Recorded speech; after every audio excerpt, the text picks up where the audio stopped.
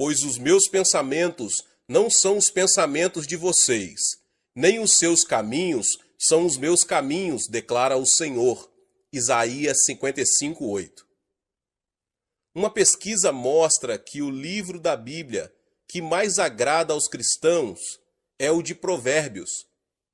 Ocorre que a ética e a moral do conteúdo de Provérbios oferecem um ensino muito importante para as pessoas hoje em dia. Por isso, embora não frequentem nenhuma igreja, muitas pessoas leem a Bíblia para tirar dela sábias lições de vida. Mas a palavra de Deus em que cremos é muito mais do que uma simples regra de ética e moral. Além disso, Provérbios fala claramente que o temor do Senhor é o princípio do conhecimento e da sabedoria. A Bíblia é o único meio que nos permite conhecer o coração de Deus. Uma vez extirpados maus pensamentos, é tempo de realizarmos o transplante mental do pensamento de Deus, que foi revelado por intermédio de sua palavra.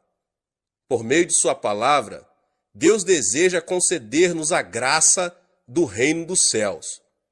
Embora tenhamos de viver neste mundo, Deus deseja nos dar a graça e a bênção de que o homem que pertence ao reino é capaz de desfrutar. Por isso mesmo, Jesus não disse: arrependam-se e venham ao reino, mas sim, arrependam-se, pois o reino dos céus está próximo. Mateus 4:7. Não se trata de Jesus ter vindo para nos levar ao céu, mas para nos dar o céu em nosso coração e família. Então, como podemos conseguir o milagre se nos sentimos limitados e enfrentamos uma situação impossível? Quando eu era menino, observava com frequência a maneira com que meu pai enxertava um ramo no tronco de uma árvore. No início da primavera, ele tinha o costume de trabalhar em um pomar de caquis. Existem dois tipos de caquis, um selvagem e o outro doméstico. Os frutos são totalmente diferentes. Meu pai cortava a raiz do caqui selvagem e então usava um tubo de palha. Enxertava um ramo de caqui doméstico, cobrindo-o depois com terra. Às vezes, havia um momento de secura por falta de compatibilidade entre a raiz e o ramo implantado. Mas, uma vez superado o período de adaptação, de forma surpreendente, o pé de caqui selvagem dava frutos do caqui doméstico. Esse princípio da natureza nos ensina um princípio espiritual. Assim como o pé de caqui selvagem é capaz de produzir o fruto do caqui doméstico, nós também podemos ter os pensamentos de Deus e falar o que ele fala. Qual é o caminho para isso? Talvez seja a pergunta de muitas pessoas. O pensamento e o plano do homem produz consequências humanas. Se, no entanto, repelirmos o pensamento do homem e enxertarmos em nós o pensamento de Deus, talvez, inicialmente, passemos por um momento de turbulência, mas se superarmos o obstáculo, será possível pensar, agir e crer como filhos e filhas de Deus, e assim experimentar o milagre. Mas as pessoas se recusam a repelir o próprio pensamento, para se apegar à palavra de vida e promessa, porque o coração sofre e vai contra a própria experiência. Contudo, se abrirmos nosso coração para que a palavra de Deus brote em nós, tanto os planos como os pensamentos humanos se desfarão e seremos transformados pela palavra de Deus. Em 1973, quando organizei a 10ª Conferência Pentecostal, muitos pastores e novos convertidos do exterior aproximaram-se de mim perguntando: Pastor Cho, O Senhor deve ser um gênio. Como conseguiu construir uma igreja tão grande? Por que sua igreja cresceu tanto? Eu respondia simplesmente: não sou um gênio, pois um gênio jamais faria o que fiz. Então, como conseguiu isso? Com o pensamento do homem, não seria possível. Mas, se o pensamento de Deus se enraizasse no pensamento do homem, acontecem milagres surpreendentes. Deus disse muito claro que tudo é possível ao que crer. Marcos 9, 23. Logo que nos mudamos para Ioido, muitos me perguntaram: pastor, quantos membros da sua igreja deixaram de frequentá-la? Mas, como eu tinha certeza de ter obedecido a Deus, respondia: as pessoas estão se aproximando, minha igreja está crescendo. E assim as coisas aconteceram. De acordo com Hall, o número de membros aumentou cada vez mais. De acordo com o pensamento do homem, as circunstâncias diziam que o número deveria ter diminuído. Mas a igreja cresceu porque eu havia repelido o pensamento humano e enxertado em mim o pensamento divino. Deus disse claramente: abra sua boca e eu o alimentarei. Salmos 81, 10. Além dessa promessa, a Bíblia contém 32.500 promessas divinas. De Gênesis a Apocalipse, a Bíblia é o pensamento e a palavra de Deus. Deus não nos deu a palavra para que a vejamos como simples espectadores, nem para vivermos como caquis selvagens, em meio ao fracasso, à desilusão, ao pecado, à injustiça, à mesquenharia, à enfermidade e à maldição.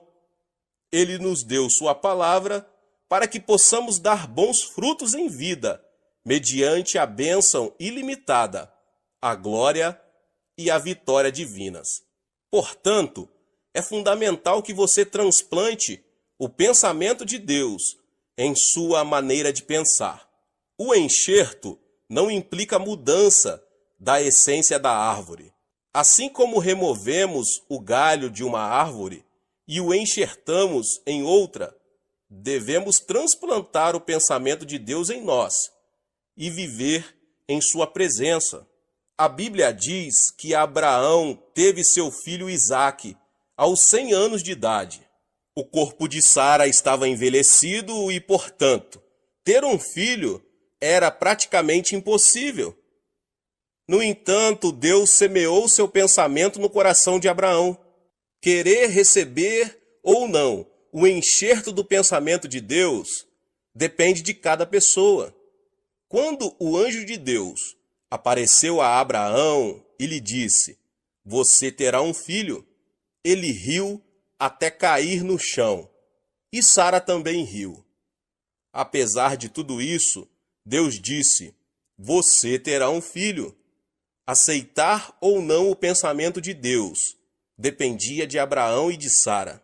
Abraão enxertou o pensamento de Deus no próprio pensamento. Então seus nomes foram trocados. Abrão converteu-se em Abraão, pai de muitos filhos. E Sarai passou a chamar-se Sara, princesa. Ao enxertar o pensamento de Deus, eles passaram a ser estranhos para os incrédulos. Como pode um homem de 100 anos pensar em ter um filho? Eles estão loucos. É completamente ilógico. No entanto, é assim que isso funciona. Está certo que, de acordo com o pensamento do homem, existem limitações. Mas quando a pessoa tem o pensamento de Deus enxertado em seu pensamento, ela pode agir, falar e pensar como Deus. Deus deu um filho a Sara aos 90 anos de idade. Esse é Isaque, que é considerado o pai de Israel. De acordo com a Bíblia, Moisés era filho adotivo da filha de Faraó, ou seja, o chefe do exército do Egito e futuro sucessor no trono. Contudo, tendo crescido fisicamente e intelectualmente, deu-se conta de que era israelita. Certo dia, ao observar que um egípcio estava espancando e maltratando um de seu povo, quis fazer justiça com as próprias mãos, matou o egípcio e o enterrou na terra. Ele quis salvar o povo de Israel por meio de uma revolução. No dia seguinte, ao ver dois israelitas brigando, perguntou: "Por que você está espancando seu companheiro?" O agressor replicou: "Quem o nomeou líder e juiz sobre nós? Você quer matar-me como matou o egípcio?" Quando a notícia chegou ao palácio real, o faraó ordenou a captura de Moisés. Imediatamente, este fugiu do Egito e foi para o deserto de Midian, tornando-se ali um genro de Jetro, o sacerdote. Passou o tempo e Moisés tornou-se velho. A Bíblia diz que ele morreu com a idade de 120 anos e que seus olhos e seu vigor não se tinham enfraquecido. Deuteronômio 34, 7. Certo dia, ao apacentar as ovelhas no monte Horebe, Moisés ouviu uma voz vinda dentre uma sarça que ardia, mas que não se queimava. E a voz dizia: "Moisés, tire as sandálias." E o Senhor continuou dizendo: "Eu o envio ao Egito, para que liberte o povo de Israel." Moisés não conseguia acreditar no que estava ouvindo de Deus. Por isso reagiu, dizendo: "Ó Deus, rogo-te que envies outra pessoa. Eu tenho dificuldade para falar e estou muito velho para isso. Envia outro em meu lugar." Moisés não podia enxertar no seu pensamento o pensamento de Deus. Irritado, Deus lhe respondeu: "Moisés, eu não lhe disse que estaria com você? Eu o envio." Finalmente, Moisés conseguiu repelir o seu pensamento, enxertando em sua mente o pensamento de Deus. Assim, muitos milagres aconteceram à medida que ele falava e agia de acordo com o poder de Deus. Quando Moisés incorporou o pensamento de Deus, pôde libertar o povo de Israel da escravidão, atravessando o Mar Vermelho e liderando mais de 3 milhões de israelitas até a Terra Prometida, construindo a nação de Israel e escrevendo o livro da lei. Outro que enxertou os pensamentos de Deus foi André. No Novo Testamento, há também muitos relatos que mostram como viver dando preferência ao pensamento do homem ou ao pensamento de Deus. Um exemplo disso são as decisões de Filipe e de André. A Bíblia diz que se reuniram cerca de 5.000 homens para ouvir Jesus pregar a palavra. Se fossem contadas as mulheres e crianças, esse número chegaria a dezenas de milhares de pessoas que estavam com fome. Na ocasião, Jesus chamou seus discípulos e lhes disse: "Deem-lhes vocês algo para comer." Ele não disse que os discípulos teriam a capacidade de fazê-lo, muito menos mentiu ou exagerou. Filipe começou a fazer as contas. Quando obteve o resultado, chegou à conclusão de que não havia forma de alimentar uma quantidade tão grande de pessoas. Então aproximou-se de Jesus e disse: "Jesus, estamos no deserto, há muita gente. Mesmo que dermos a cada um uma quantidade pequena de pão, precisaremos de muito pão para dar de comer a todos." Essa atitude de Filipe mostra que ele não se havia apropriado da palavra de Jesus, pois este havia dito: "Deem-lhes vocês algo para comer." Recusou-se a implantar o pensamento de Deus no próprio pensamento, conhecimento e experiência. Então, diante da mesma circunstância, André soube enxertar o pensamento de Deus e provavelmente deve ter dito: Se Jesus nos diz para darmos de comer, é porque podemos fazê-lo. Jesus nunca teria dito para darmos de comer se não tivéssemos nada que lhes dar. Imediatamente, juntou toda a comida disponível, 5 pães e 2 peixes. Depois de agradecer a Deus, Jesus o mandou repartir a comida entre o povo. E todos comeram e se fartaram. E os discípulos recolheram ainda 12 cestos cheios de pedaços que haviam sobrado. O pensamento de Deus é salvar-nos do pecado, sarar-nos de toda doença e enfermidade e transformar o desespero em esperança, a morte em vida, o fracasso e a desilusão em vitória. Para isso, primeiro devemos enxertar em nossa vida a palavra de Deus. Não é fácil escolher o pensamento de Deus a fim de crer nele. Abraão também falhou nesse ponto. Embora cresce no plano de Deus, com base em sua palavra, que teria um filho, quando sua esposa lhe propôs ter esse filho por intermédio da escrava Agar, ele acedeu ao pensamento humano e fracassou diante de Deus. Assim nasceu Ismael, como sabemos.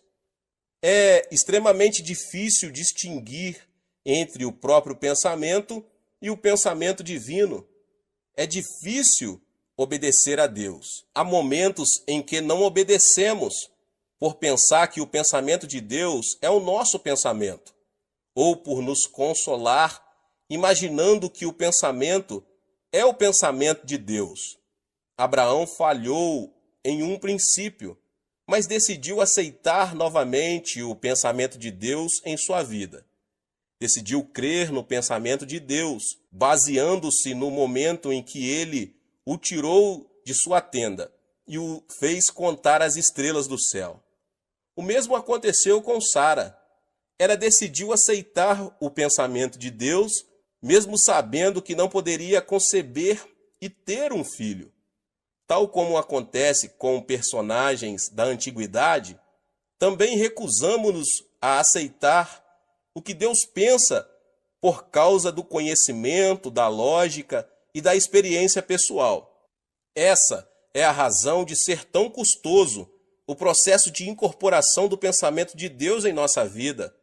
Não obstante, se alguém deixar que a promessa de Deus seja implantada e superar a turbulência da provação apegando-se a Deus, os milagres se manifestarão ininterruptamente. Portanto, não devemos considerar a Bíblia como um enfeite. Não devemos ser espectadores da palavra. Deixemos que ela seja enxertada em nossa vida. Então, experimentaremos o milagre de viver como Deus. Agora, o que fazer para desfrutar o céu em meu coração? Talvez seja a pergunta de muitos. O termo grego metanoia, que em português é traduzido por arrepender-se, significa mudar totalmente o pensamento do coração e a emoção. Ou seja, podemos deixar que o céu reine em nossa vida e família, se apenas mudarmos o rumo do nosso coração e a nossa maneira de pensar. Portanto, arrependa-se dos pensamentos negativos e cheios de frustração, pensamentos que o fazem retroceder, que dizem que tudo está acabado. Mude o rumo da emoção e da mente. Deixe que a palavra do Senhor cresça em você, e então o céu estará ao seu alcance. Jesus disse: cuidado que ninguém os engane. Marcos 13:5. O reino de Deus não vem de modo visível, nem se dirá: aqui está ele, ou lá está, porque o reino de Deus está entre ou dentro de vocês. Lucas 17:20 e 22. Portanto, o reino de Deus está em nós. Opera nas circunstâncias que nos rodeiam e as transformam no reino dos céus. Certo homem estava caminhando e, de repente, viu alguns meninos que tiravam água suja para ser purificada. Ao levantar os olhos, viu que mais acima, naquele rio, havia um porco tomando banho. Obviamente, os meninos não sabiam que isso estava acontecendo. Então o homem lhes disse: Meninos, se vocês querem limpar a água, devem primeiro livrar-se do porco que está se banhando lá em cima no rio. Devemos agir da mesma forma nas circunstâncias que estivermos vivendo. No casamento, o amor se desvanece, aparecem os conflitos familiares, os filhos seguem caminhos equivocados, as coisas não saem bem. O sofrimento e a enfermidade fazem que a nossa vida se encha de água suja. Tratamos de retirá-la de um poço, mas quando o fazemos, vemos que o outro poço se encheu de água suja e acabamos caindo na desilusão. Como podemos solucionar esse problema? A Bíblia diz, Provérbios 4:23, acima de tudo, guarde o seu coração, pois dele depende toda a sua vida. Devemos nos arrepender e mudar o rumo de nossa maneira de pensar negativa e destrutiva e incorporar o pensamento de Deus e a palavra de Deus em nosso coração, para que o pensamento divino reine em nossa vida e transborde, transformando todo o ambiente no reino dos céus. Podemos experimentar o milagre se tão somente implantarmos a palavra de Deus em nosso coração. Toda palavra que sai da boca de Deus não volta vazia, mas cumpre o propósito com que foi enviada. Isaías 55 diz isso. Portanto, leia e estude a Bíblia, por mais que o seu intelecto duvide dessa verdade. Apegue-se à palavra de Deus que diz: tudo é possível ao que crer. Marcos 9:23. Se você precisa de cura divina, confesse. Pelas suas feridas fomos curados. Isaías 53:5. E desfrute de saúde física. Se você precisa que Deus o faça prosperar, deixe que seja enxertada em seu coração a palavra que diz: tragam o dízimo todo e vejam se não vou abrir as comportas dos céus e derramar sobre vocês tantas bênçãos que nem terão onde guardá-las. Malaquias 3:10. Acrescente o pensamento de Deus, mediante a palavra dele, que permitirá que em sua vida sejam produzidos muitos frutos de felicidade em nome de Jesus. Deus abençoe a vida de cada um que ouviu essa palavra. Talvez você chegou aqui pela primeira vez e ainda não é inscrito no canal. Se inscreva aqui no canal, ative o sininho das notificações e todos os dias são postados vídeos abençoados aqui no canal para te abençoar. Não esqueça de deixar o seu like e de compartilhar este vídeo, esta palavra, com os seus contatos, com as pessoas que você mais ama. Nos vemos nos próximos vídeos. Deus abençoe. Amém. Olá, meus irmãos e irmãs. Sejam bem-vindos ao canal Vinícius Siqueira. E se você ainda não é inscrito aqui no canal, se inscreva aqui no canal e não esqueça de ativar o sininho das notificações. Todos os dias são postados vídeos abençoados aqui no canal para te abençoar. Vamos a mais uma palavra do Senhor. Que o ímpio abandone o seu caminho e o homem mau os seus pensamentos. Volte-se ele para o Senhor, que terá misericórdia dele. Volte-se para o nosso Deus, pois ele dá de bom grado o seu perdão. Isaías 55:7. Quando uma pessoa sofre um dano cerebral, parte de seu cérebro ou a totalidade dele passa a ficar paralisada, incapacitada. A medicina tem feito avanços enormes, chegando a remover nódulos no cérebro e preservando não somente a vida, como também impedindo a paralisia parcial ou total. Não é minha intenção falar sobre a paralisia provocada pelas enfermidades cerebrais.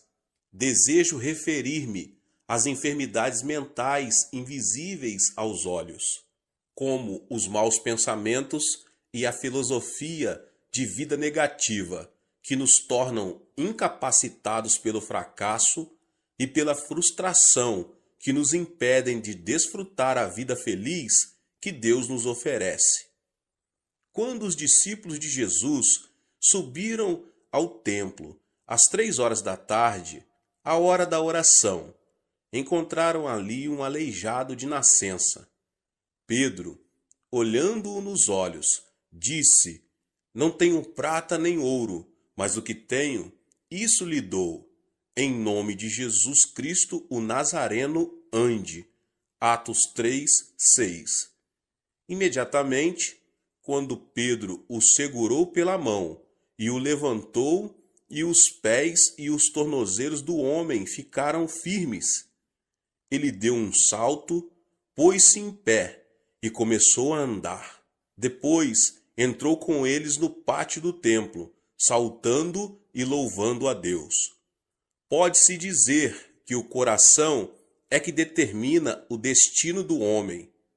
Por essa razão, o sábio diz em Provérbios 4:23, acima de tudo, guarde o seu coração, pois dele depende toda a sua vida. E Jesus, em Mateus 8:13, diz, como você creu, assim lhe acontecerá. O que significa isso? Quer dizer que a mente é a origem do estilo de vida e a vida é o resultado daquilo que pensamos. Devemos eliminar de nosso cérebro o nódulo que nos leva à destruição ou à paralisia total ou parcial. A fim de experimentarmos o poder de Deus, quero agora apresentar 6 elementos que impedem que o poder divino haja em nós, os quais devem ser extirpados. O primeiro elemento é a ansiedade.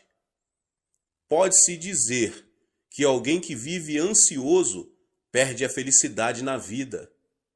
Quando uma pessoa ansiosa chega a casa, os integrantes da família tornam-se intranquilos por causa de suas queixas e murmurações. Assim também, a pessoa ansiosa é incapaz de difundir paz na sociedade. Esse tipo de gente provoca reação de agitação em cadeia. Segundo estudo do médico Dr. Walter Clemente Albertis, especialista em gastroenterite do reconhecido Hospital Mayo, a causa de todo tipo de doença é a ansiedade.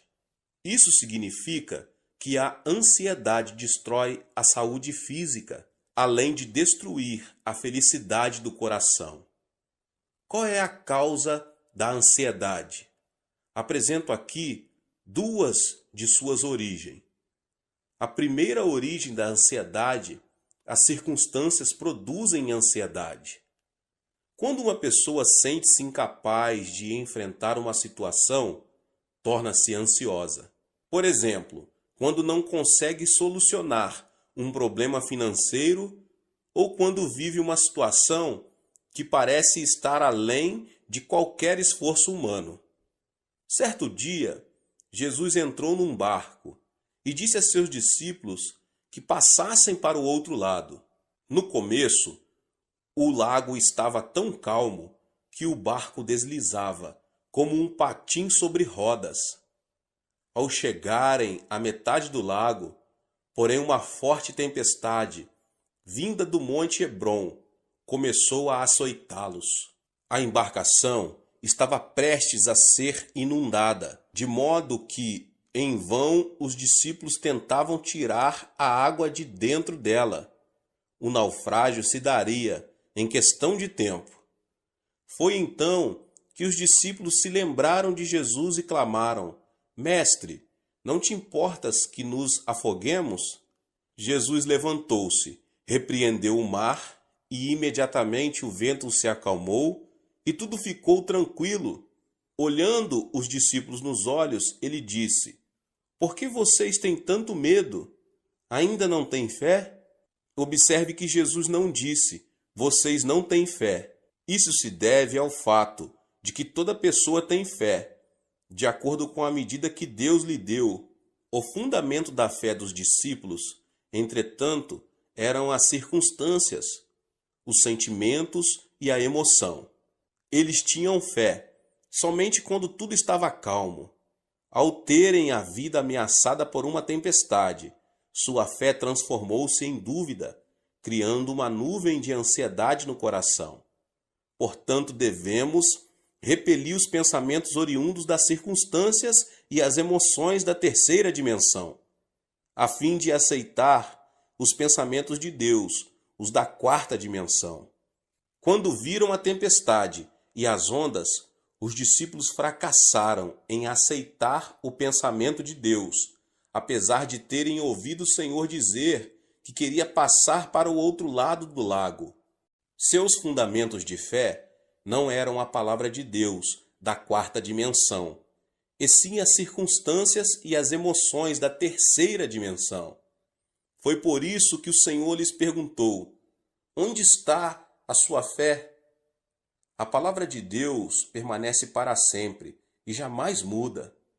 Apegar-se firmemente à palavra de Deus não é outra coisa senão aceitar o pensamento de Deus. Portanto, apesar das circunstâncias, se o fundamento do nosso coração é a palavra de Deus, mediante a fé, podemos estar livres de nossa ansiedade e preocupação. A segunda origem da ansiedade é que o pecado produz ansiedade. Quando peca, a pessoa torna-se ansiosa, porque perde a confiança diante de Deus. O pecado separa o homem de Deus. Quando Adão e Eva pecaram, não puderam permanecer diante dele. Gênesis 3:10 diz: ouvi teus passos no jardim, e fiquei com medo, porque estava nu. Por isso me escondi. Qual foi a causa do medo? O pecado, sem dúvida. Ao comer do fruto da árvore proibida, Adão e Eva souberam que estavam nus e tiveram medo. Por isso não puderam apresentar-se diante de Deus. Da mesma forma, o homem que comete pecado não tem paz. As Escrituras dizem: não há paz alguma para os ímpios. Isaías 48:22. Portanto, a consequência do pecado é a ansiedade. Se uma pessoa se sente ansiosa ao sentar-se e ao levantar-se, sua vida será uma ruína. Não obstante, se alguém se aproxima do Senhor e confessa todos os seus pecados, estes se tornam brancos como a neve, ainda que tenham sido como o escarlate. Não se trata de mudar as circunstâncias para que possamos desfrutar paz. Jesus disse: nesse mundo vocês terão aflições. Contudo, tenham ânimo, eu venci o mundo. João 16:33. E o apóstolo João declara: porque aquele que está em vocês é maior do que aquele que está no mundo. 1 João 4:4. Portanto, apesar das circunstâncias, deposite sua fé na palavra de Deus. O arrependimento o ajudará a se libertar de toda a ansiedade que tenta destruir sua vida. O segundo elemento é a solidão. A solidão a que me refiro não é a solidão causada pelas circunstâncias. Por exemplo, se você separa um tempo para orar no monte e estar a sós com Deus, isso não é solidão. A solidão é sentir-se só e se caracteriza pelo egocentrismo. É querer receber sem dar. É manter-se indiferente à felicidade dos outros. Quando alguém se torna extremamente egocêntrico e não se interessa pelos outros, transforma-se numa pessoa teimosa e fria. Obviamente, ninguém será receptivo a uma pessoa que demonstre ser assim. Esse comportamento torna as pessoas ainda mais fechadas em sua solidão, levando-as à destruição. Deus não criou o homem como um ser solitário. Em Gênesis 2:18 e 24, o Senhor fala: não é bom que o homem esteja só. Farei para ele alguém que o auxilie e lhe corresponda. Por essa razão, o homem deixará pai e mãe e se unirá à sua mulher, e eles se tornarão uma só carne. O homem nasce de duas pessoas. No idioma chinês, a palavra homem é representada por caracteres formados por dois traços que se apoiam entre si. Ou seja, são duas pessoas que formam uma unidade. Por isso Jesus orou ao Pai, dizendo: Pai nosso que estás nos céus. Não é o plano de Deus que o homem esteja só. Até mesmo na natureza de pregar o Evangelho, Jesus enviou os seus discípulos em duplas. O apóstolo Paulo sempre esteve acompanhado de Barnabé. Depois de uma discussão entre eles, Paulo juntou-se a Silas e Barnabé a João Marcos.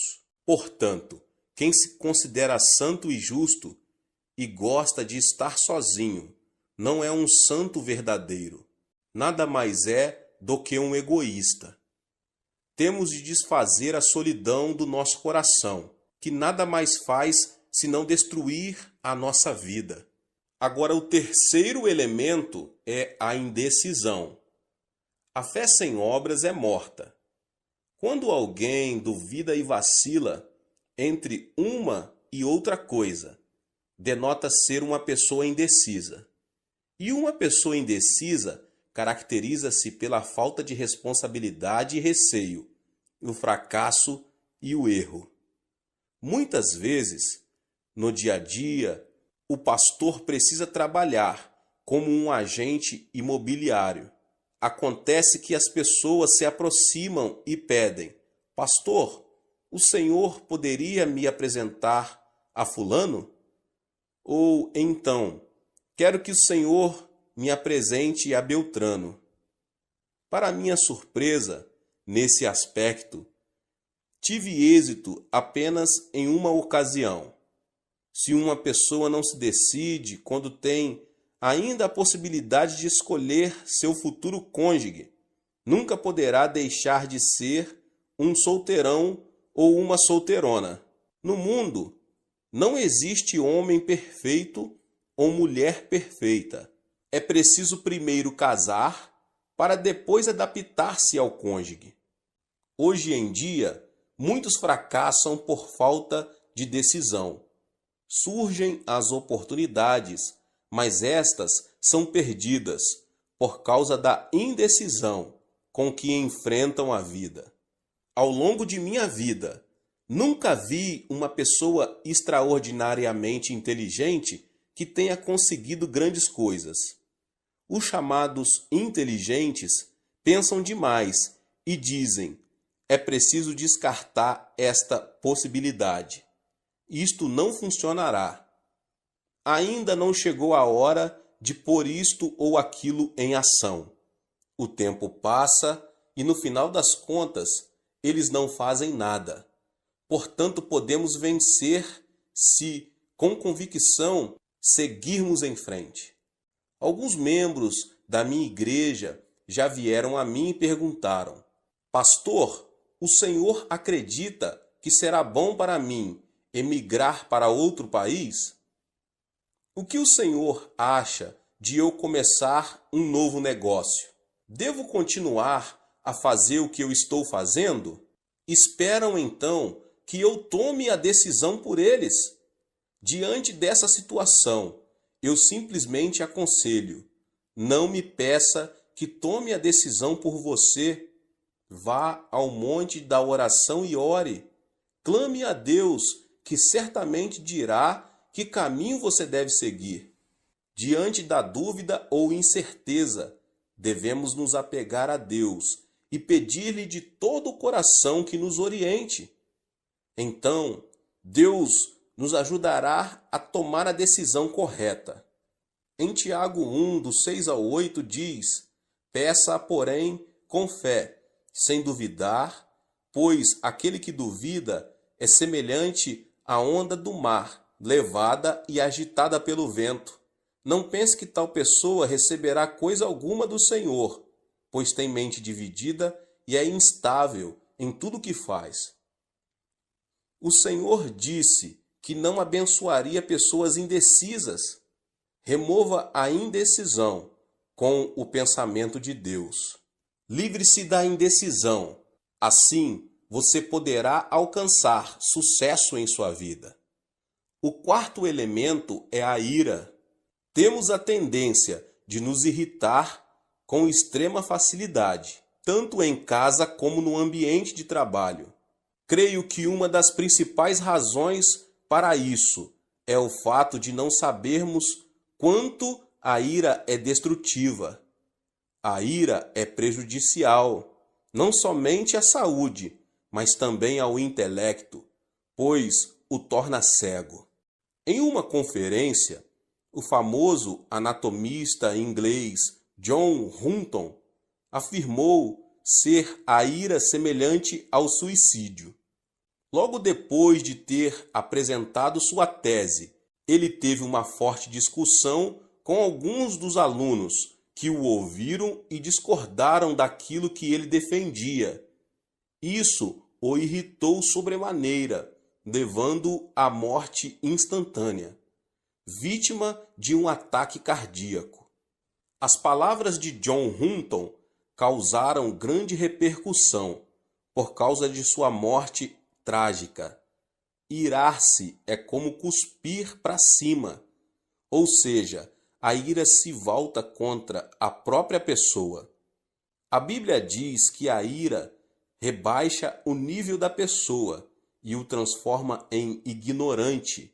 A sabedoria do homem lhe dá paciência. Sua glória é ignorar as ofensas. Provérbios 19, 11.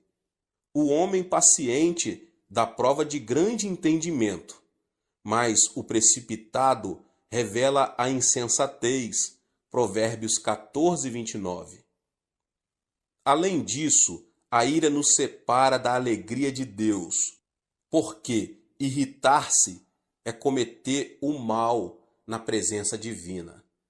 Existem hoje muitas famílias destruídas por palavras cheias de ira. É aconselhável falar pacificamente, em tom moderado, ainda que seja em momento de ira.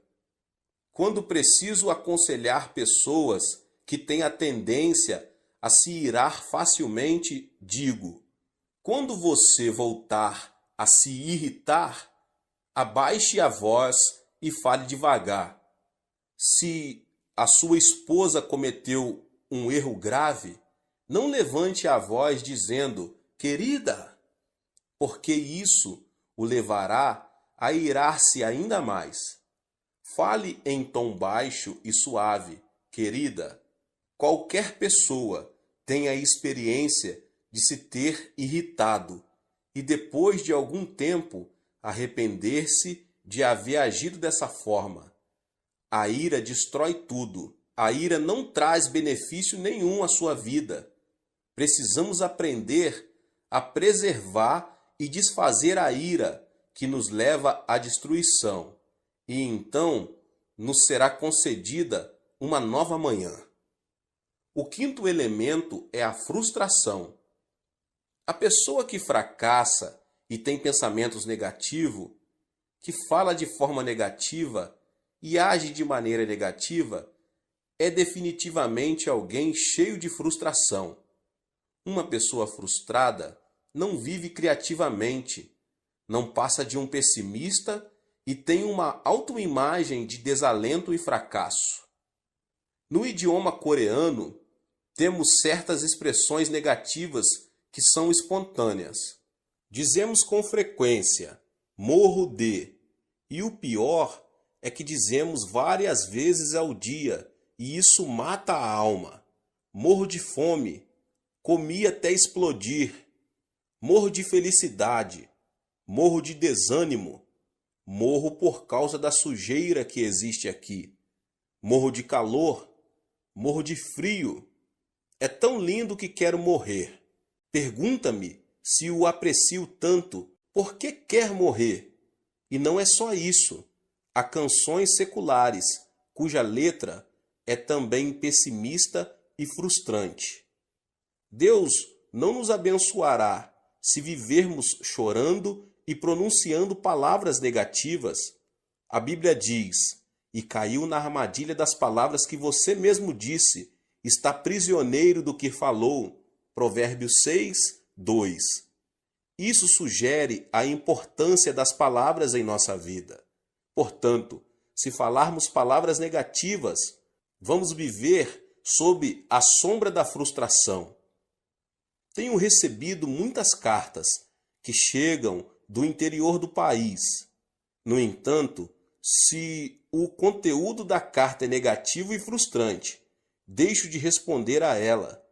Ao contrário, se a pessoa que a escreveu, embora diante de frustração e de um panorama desalentador, denota a esperança, oro por ela e faço tudo o que posso para ajudá-la. Sabe qual é a diferença entre uma pessoa de sucesso e uma pessoa fracassada? As bem-sucedidas não se mostram frustradas diante de um eventual fracasso e logo se colocam em pé novamente. Ao contrário, as pessoas fracassadas denotam frustração, desanimam e cruzam os braços. Aqui está a diferença. A chave do êxito da vida está em ter coragem e não desanimar nunca. Aos 70 anos, com uma dívida de milhares de dólares, o coronel Sanders foi à falência. Ficou tão abalado que foi internado num hospital. Mesmo assim, não conseguia conciliar o sono. Certo dia, bem de madrugada, ouviu um hino que dizia: não esmoreças, Deus te protege. Descansa sob suas asas, Deus te protege. Como um sonâmbulo, dirigiu-se ao lugar de onde vinha o cântico. O hino vinha de uma pequena igreja. Ao entrar, encontrou uma senhora idosa que cantava o hino, curvada diante do altar. A voz daquela senhora parecia a voz de um anjo. No mesmo instante, ele se arrependeu e entregou sua vida ao Senhor. Repentinamente, sentiu uma grande paz. A paz que só desfrutam as pessoas que caminham com o Senhor. Antes de entrar em falência, Sanders era o dono de uma empresa. Decidiu esquecer seu passado e começar tudo de novo como cartonador. Não foi nada fácil. Entretanto, ele superou a adversidade, confiou no Senhor e, sob a orientação do Espírito Santo, começou a vender frango frito. Hoje, ele é um milionário conhecido em todo o mundo.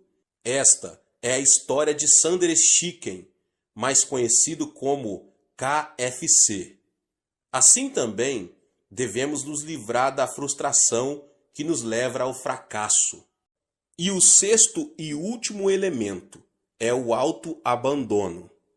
Atualmente, as histórias de criminosos se têm transformado em filmes.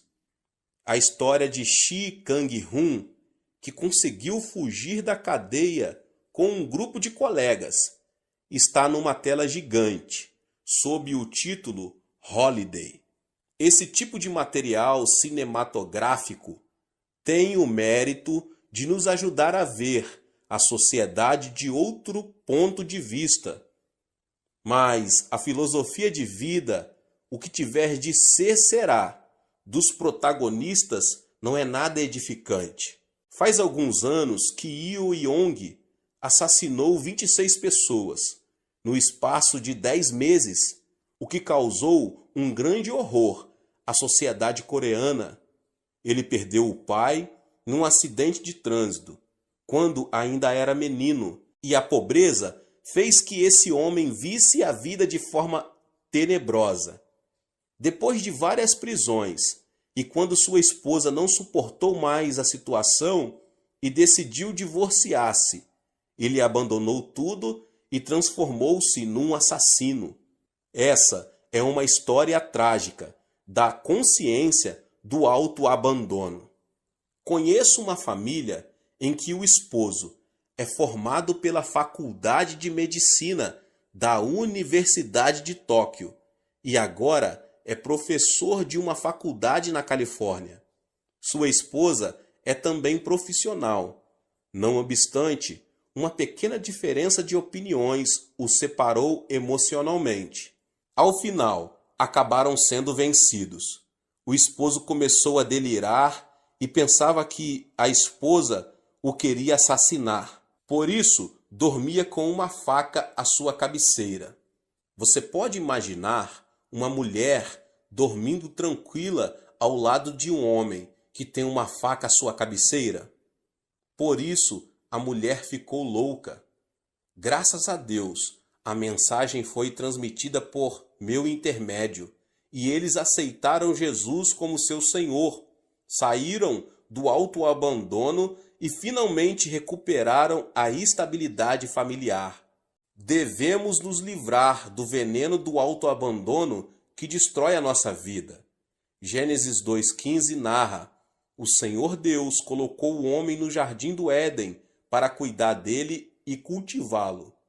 O jardim do Éden não é outra coisa senão o nosso coração. Na antiguidade, a fonte de vida encontrava-se no Éden, mas na atualidade, a fonte de vida se encontra no coração. O Deus que disse ao homem para cuidar do Éden, hoje nos manda cuidar do nosso coração. É necessário que os nossos pensamentos se fundamentem na palavra de Deus, para que o nosso coração seja preservado. Ou seja, o sucesso e o fracasso não dependem do destino. Podemos ser felizes se, mediante o pensamento de Deus, conseguirmos extirpar os 6 tumores do coração, a saber, a ansiedade, a solidão, a indecisão, a ira, a frustração e o autoabandono. Que você possa ter força no Senhor, na palavra de Deus, na oração, conseguir retirar da sua vida, em nome de Jesus Cristo, tudo que atrapalha o poder de Deus, o poder divino de atuar na sua vida. Deus abençoe a vida de cada um dos irmãos que ouviram essa palavra do pastor David Puyong Cho. Se você ainda não é inscrito aqui no canal, se inscreva no canal, ative o sininho das notificações para você não perder nenhum vídeo que são postados aqui todos os dias. Deixe também o seu like e não esqueça de compartilhar essa palavra com as pessoas que você mais ama. Nos vemos nos próximos vídeos. Amém. Olá, meus irmãos e irmãs. Sejam bem-vindos ao canal Vinícius Siqueira. E se você ainda não é inscrito aqui no canal, se inscreva aqui no canal e não esqueça de ativar o sininho das notificações. Todos os dias são postados vídeos abençoados aqui no canal, para te abençoar. Vamos a mais uma palavra do Senhor. Cada pessoa tem a própria perspectiva. Esta é única e distinta de todas as outras. A perspectiva dos pais não é a mesma perspectiva dos filhos. A maneira com que a geração adulta vê uma situação não é a mesma com que os jovens a veem. O ponto de vista do chefe não é o ponto de vista do empregado. Os políticos da oposição não veem as coisas como as veem os políticos que apoiam o governo. É imprescindível que haja contínua busca de entendimento entre ambas as partes. Mas existe uma diferença maior de perspectivas. Trata-se do ponto de vista do homem e do ponto de vista de Deus. A Bíblia explica isso da seguinte forma. Isaías 55, 8, 9 diz: pois os meus pensamentos não são os pensamentos de vocês, nem os seus caminhos são os meus caminhos, declara o Senhor. Assim como os céus são mais altos do que a terra, também os meus caminhos são mais altos do que os seus caminhos, e os meus pensamentos são mais altos que os seus pensamentos. É praticamente inevitável o conflito entre o ponto de vista de Deus e o ponto de vista do homem. Apesar disso, se como homens que somos repelirmos o nosso pensamento e escolhermos o pensamento de Deus, poderemos alcançar vitória genuína na vida cristã. O pensamento de Deus é um caminho de verdade e vida, o qual devemos seguir. Ele se torna um mapa capaz de indicar onde se encontra a felicidade e de mostrar o leme que nos guia até onde temos de chegar. Um bom exemplo disso é a vida de Abraão. Se você tem o pensamento de Deus, pode começar a sonhar. A vida de Abraão passou por uma drástica mudança de rumo, quando ele tinha 75 anos de idade. Essa é uma idade quando a pessoa precisa fazer uma avaliação da sua vida, refletindo sobre a maneira em que viveu, e deve pensar a respeito da morte. Em outras palavras, é a idade menos indicada para um novo começo. Mas Deus chamou Abraão e ordenou-lhe que começasse tudo de novo. A Bíblia esclarece isso da seguinte forma em Gênesis 12, 1 2 e 3. Então o Senhor disse a Abraão: saia da sua terra, do meio de seus parentes e da casa de seu pai, e vá para a terra que eu lhe mostrarei. Farei de você um grande povo e o abençoarei. Tornarei famoso o seu nome e você será uma bênção. Abençoarei os que o abençoarem e amaldiçoarei os que o amaldiçoarem. E por meio de você, todos os povos da terra serão abençoados. Depois de receber essa palavra de Deus, Abraão passou a ver a vida por outra perspectiva. O Senhor lhe havia mostrado não ser aquele o momento de abandonar o sonho, mas de concebê-lo, o tempo de começar uma nova vida. Ele prometeu a Abraão que as obras da fé o acompanhariam. Assim como uma flor desabrocha quando recupera a vitalidade, Abraão recuperou vida aos 75 anos de idade. Contudo, ele não pôde evitar um conflito interior. Certamente pensou: será que tudo isso está certo? Isso é possível sob o ponto de vista humano? Se eu obedecer a Deus pela fé, as pessoas não me poderão considerar um louco? Abraão se viu diante de um conflito: ver as coisas como Deus as vê e começar uma nova aventura, ou ver o mundo como o homem vê e permanecer no mesmo lugar.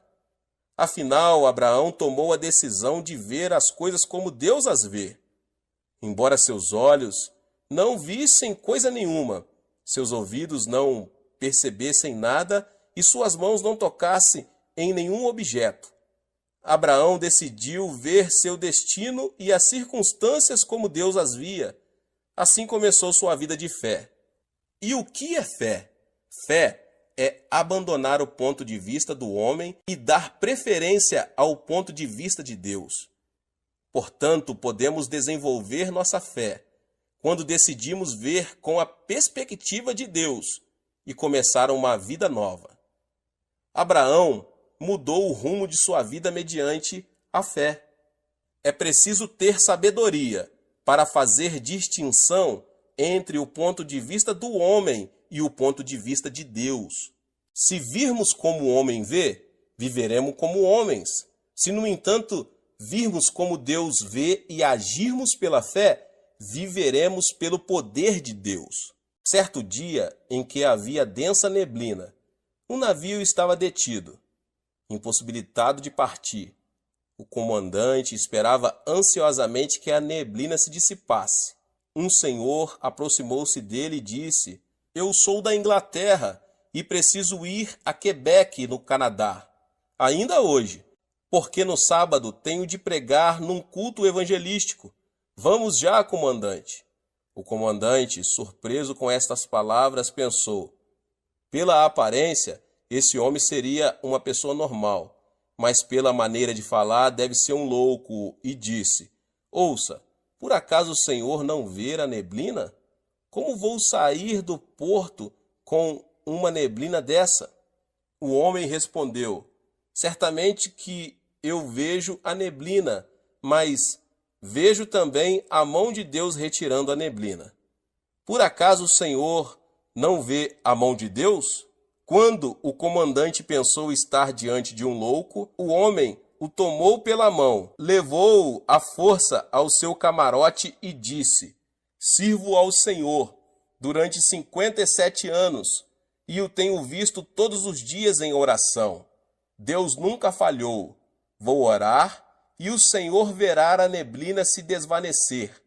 Vamos orar juntos. O comandante entrou no camarote, mas fez declarações que demonstravam falta de fé. Não diga tolices. Por acaso não vê a neblina? Onde está Deus?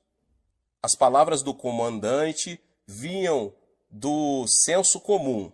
De repente, George Miller dobrou os joelhos e orou: Deus, Criador dos céus e da terra, eu vim da Inglaterra e preciso ir a Quebec para pregar a tua palavra. Portanto, faze que o navio parta agora mesmo. Assim que terminou a oração, disse ao comandante: ligue o motor do navio. O senhor acredita que a oração fará melhorar as condições do tempo? Não diga tolices. George Miller respondeu: abra a janela. E o milagre aconteceu. Naquele curto espaço de tempo, a neblina havia desaparecido e o sol estava brilhando. O comandante não conseguia acreditar. Ele havia visto a neblina, mas George Miller havia visto Deus. Se você tem o pensamento de Deus, pode obedecer sem reservas. Assim que ouviram a palavra de Deus, Abraão e sua esposa partiram em direção a Canaã com tudo o que tinham, junto com seu sobrinho Ló e seus servos. Tratava-se de uma migração com toda a família. Ao chegar a Canaã, tiveram de enfrentar uma situação difícil. A terra estava passando por um período de estiagem e não havia água nem comida. A família clamava por comida e seus animais desfaleciam por falta de alimentação apropriada.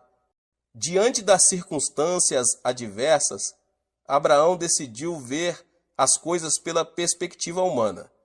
Buscando a sobrevivência, foi para o Egito, a terra do pecado, junto com seu sobrinho Ló. Ali, com o propósito de preservar sua vida, fez que a esposa dissesse que era sua irmã. Não é assim que o homem vê as coisas? Reconhecendo as adversidades, Abraão abandonou a perspectiva de Deus e preferiu a perspectiva do homem. Mas Deus observava as circunstâncias por outro ponto de vista. Ele viu que Abraão, embora tivesse decidido ter fé, ainda estava preso a coisas humanas. Foi por isso que Abraão não lhe obedecera sem reservas. Deus lhe havia dito que saísse de sua terra e do meio de seus parentes. Mas Abraão partira com todos os seus bens e seu sobrinho Ló. Esse foi o motivo pelo qual Deus permitiu a estiagem. Do ponto de vista de Deus, Abraão não desenvolvera uma fé completa. Ele havia deixado a terra, mas somente no aspecto físico. Em outras palavras, ele não obedecera plenamente a Deus. Por isso, para que se arrependesse, Deus permitiu a estiagem. Ao enfrentar uma aflição, todos são levados a fazer uma análise introspectiva. Se Abraão tivesse se arrependido de seus pecados e buscado a Deus, o Senhor lhe teria aberto um novo caminho. Mas Abraão não observou as circunstâncias sob a perspectiva divina. Por isso dirigiu-se ao Egito.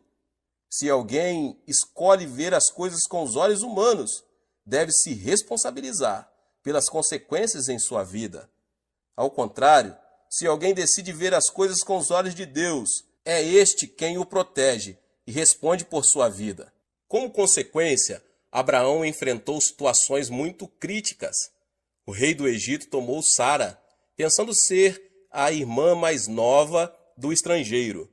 Abraão preservou sua vida porque entregou sua esposa como mulher a outro homem. Definitivamente, o conflito e a vergonha se apoderaram dele. No entanto, o processo o levou a um genuíno arrependimento. Foi então que Deus lhe deu uma nova oportunidade. Se você tem o pensamento de Deus, você pode confiar na promessa. Depois do quebrantamento, Abraão voltou à terra de Canaã junto com seu sobrinho Ló. Em Canaã, ele teve uma vida próspera porque administrou bem o que ganhou no Egito. Mas os servos de Abraão e Ló discutiam com frequência porque não havia água suficiente para todos. Diante disso, Abraão decidiu separar-se do seu sobrinho. Ao ouvir a confissão de Abraão, percebemos imediatamente quando ele tinha sido quebrantado. Não haja desavença entre mim e você, ou entre os seus pastores e os meus, afinal somos irmãos. Aí está a terra inteira diante de você. Vamos separar-nos. Se você for para a esquerda, irei para a direita. Se for para a direita, irei para a esquerda. Gênesis 13, 8, 9. Abraão cedeu a Ló praticamente tudo. Essa declaração manifesta a convicção de Abraão, que decidiu não olhar a circunstância sob o ponto de vista humano, mas apegar-se ao pensamento de Deus. Por outro lado, Ló viu as coisas sob a perspectiva humana, levantou os olhos e observou que todo o vale do Jordão até Zoar era terra bem irrigada. Mas, na realidade, Sodoma e Gomorra eram terras onde proliferavam o pecado. Depois de separado de seu sobrinho Ló, Abraão, que tinha o pensamento de Deus e confiava na palavra do Senhor, decidiu ficar em Canaã. Deus o chamou e disse: "De onde você está, olhe para o norte, para o sul, para o leste e para o oeste. Toda a terra que você está vendo darei a você e a sua descendência para sempre." Gênesis 13, 14 e 15. Falando francamente, a terra de Canaã não se via tão fértil quanto as campinas do Jordão. Mas Deus disse a Abraão que lhe daria e a toda a sua descendência toda a terra que ele estava vendo. Vemos assim que, quando Abraão decidiu olhar seu destino e as circunstâncias sob o ponto de vista de Deus, ele lhe prometeu responsabilizar-se por sua vida. Se você tem o pensamento de Deus, pode esperar pelo cumprimento da promessa. E aconteceu que Abraão chegou aos 85 anos de idade. 10 anos já se haviam passado desde o dia em que ele decidira vir à terra de Canaã. Contudo, Abraão não tinha nenhum filho. Sob o ponto de vista humano, já não havia possibilidade de ver cumprida a promessa divina. Por essa razão, a esposa de Abraão, Sara, propôs-lhe que ele tomasse sua escrava Agar, para que, talvez por intermédio dela, viesse a ter filhos. E assim foi. Abraão, que até aquele momento estava crendo e esperando na palavra de Deus, começou a olhar com os olhos do homem e, consequentemente, tomou sua escrava como mulher. Pouco tempo antes, porém, Deus lhe havia dito: "Não tenha medo, Abrão, eu sou o seu escudo. Grande será a sua recompensa." Gênesis 15, 5. Mas Abraão enfatizou o fato de não ter um filho, dizendo: "Ó soberano Senhor, que me darás, se continuo sem filhos e o herdeiro do que possuo é Eliezer de Damasco? Tu não me deste filho algum. Um servo de minha casa será o meu herdeiro." Gênesis 15, 2 e 3. Mas esse pensamento era do homem, porque o pensamento de Deus era diferente. Depois de lhe dizer: "Seu herdeiro não será esse. Um filho gerado por você mesmo será o seu herdeiro." O Senhor o levou para fora da tenda e mostrou-lhe as estrelas do céu e disse: "Olhe para o céu e conte as estrelas, se é que pode contá-las." E prosseguiu: "Assim será a sua descendência." Da mesma forma, existe uma grande diferença entre o ponto de vista do homem e o ponto de vista de Deus. O ponto de vista de Deus era que, embora Sara fosse anciã, o milagre ocorreria e Abraão teria tantos filhos como as estrelas do céu. O ponto de vista do homem, porém, era que Sara não podia mais ter filhos.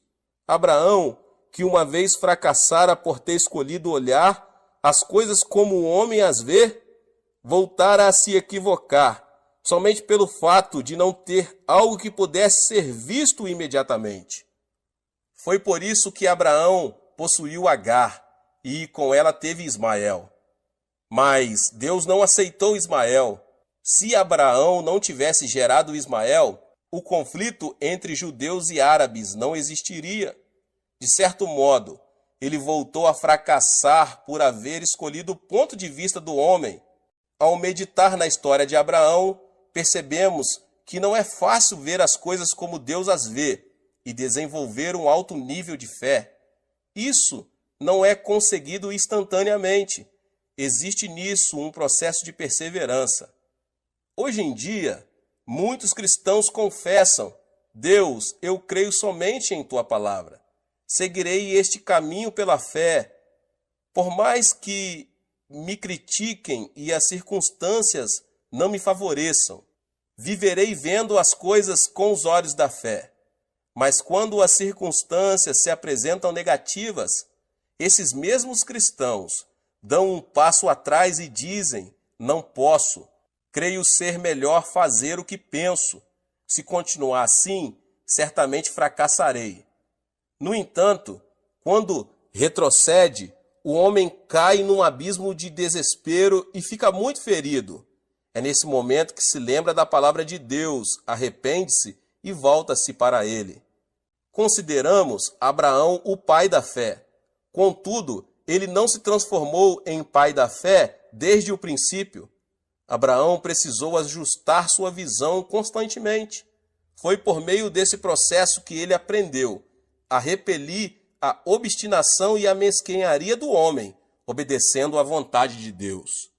Se você tem o pensamento de Deus, pode crer no sobrenatural.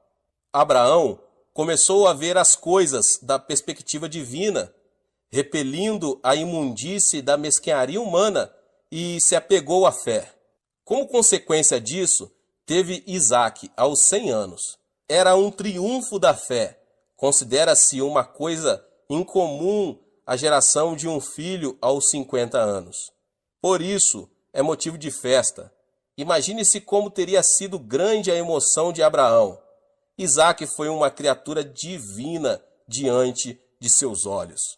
Para Abraão, Isaque era sua vida, seu herdeiro, sua alegria e sua felicidade. Cada vez que olhava para ele, descobria o sentido da vida. Entretanto, Isaque passou a se converter gradualmente em um ídolo para Abraão. Embora este não o visse dessa maneira, Deus via Isaque de uma forma, Abraão o via de outra forma. Ou seja, havia uma grande diferença entre os dois pontos de vista, o ponto de vista de Deus e o ponto de vista de Abraão. Certo dia, Deus ordenou a Abraão: tome seu filho, seu único filho, Isaque, a quem você ama, e vá para a terra de Moriá. Sacrifique-o ali como holocausto num dos montes que lhe indicarei. Abraão ficou perplexo. Pensava que Deus abençoaria Isaque e prolongaria seus dias de vida aqui na terra. Esse não deixava de ser o pensamento do homem. O pensamento de Deus, porém, não aceita o pensamento do homem. Abraão viu-se em meio a forte conflito. Ele sabia que Deus estava falando sério e pensou: se Deus quer, eu tenho de obedecer. Não devia ser fácil oferecer o único filho amado como holocausto, ou seja, queimá-lo no fogo. A luta interior de Abraão continuou. Provavelmente, ele até pensou em desobedecer a Deus e viver feliz com seu filho. Todavia, também não podia desobedecer à ordem divina. Chegou o momento de escolher. o pensamento do homem ou o pensamento de Deus? Finalmente, Abraão decidiu-se pelo pensamento de Deus. Lembrou-se da palavra que dizia ser Isaque o herdeiro e creu que Deus tinha preparado um plano. É certo que, para chegar a esse ponto, Abraão passou por uma grande turbulência. No dia seguinte, tomou a direção do Monte Moriá, junto com o filho Isaque e 2 servos. Ao chegar ao lugar indicado por Deus, não hesitou em sacrificar seu filho. Ele o amarrou sobre o altar, amarrou a lenha e pegou o cutelo. Foi nesse instante que o anjo de Deus o deteve. Não toque no rapaz, disse o anjo. Não lhe faça nada. Agora sei que você teme a Deus, porque não me negou seu filho, o seu único filho. Juro por mim mesmo, declara o Senhor, que por ter feito o que fez, não me negando seu filho, o seu único filho, esteja certo de que o abençoarei e farei seus descendentes tão numerosos como as estrelas do céu e como a areia das praias do mar. Sua descendência conquistará a cidade dos que lhe forem inimigos, e por meio dela todos os povos da terra serão abençoados, porque você me obedeceu. Gênesis 22. Abraão escolheu ver como Deus vê e repeliu todo o pensamento humano. A partir desse momento, Deus abençoou Abraão e se responsabilizou por sua vida. Qualquer pessoa que quiser escolher a perspectiva de Deus deve primeiro abandonar a vontade, a obstinação, o desejo, o método e a força do homem. Não podemos confessar que escolhemos a perspectiva de Deus enquanto persistirmos com os desejos, os métodos e a força humana. Todo aquele que escolher a perspectiva de Deus deve se render, dedicar-se e obedecer a Ele. O ato de se render, dedicar-se e obedecer a Deus não significa perder. Muitos pensam que a dedicação a Deus significa perder, mas isso não é certo. Não se trata de perda, mas da chave que leva a uma vida abundante. Deus abençoa as pessoas que se decidem por sua perspectiva e se responsabiliza por elas. Assim funciona a lei do céu. A vida de Abraão é a evidência dessa lei. Eu chego agora ao final e eu quero dizer que a fé consiste em abandonar a perspectiva do homem, escolhendo a perspectiva de Deus. Se optarmos por ver como o homem vê, não poderemos receber o favor e a orientação de Deus. O justo viverá pela fé. O que significa viver pela fé? Significa abandonar a perspectiva do homem e escolher a perspectiva de Deus, vivendo como a Bíblia ordena. Assim, Deus nos abençoa e se responsabiliza por nossa vida. É certo que, ao nos decidir pelo ponto de vista divino, enfrentaremos uma luta interior. Devemos, portanto, superá-la. Você sabe como Deus vê a terra e o homem? Deus vê a história do homem como um assunto de julgamento imitente. A história do homem está chegando ao seu final. A vida do homem é como uma neblina que aparece num momento e logo se desvanece. Ele é como uma erva e sua glória como a flor do campo. Quem vacila com isso é nécio. O nosso interesse deve estar na eternidade. A vida eterna é mais importante que a vida passageira. Essa filosofia de vida permitirá que a pessoa viva a vida transitória de maneira muito mais significativa.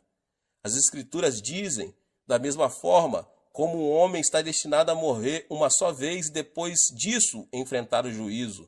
Hebreus 9, 27. A terra não permanecerá para sempre. Portanto, temos de ver as coisas sob a perspectiva de Deus. Para isso, devemos tomar uma difícil decisão. Sob que perspectiva você vê a vida? Os cristãos devem abandonar tudo o que é humano e aceitar a perspectiva de Deus.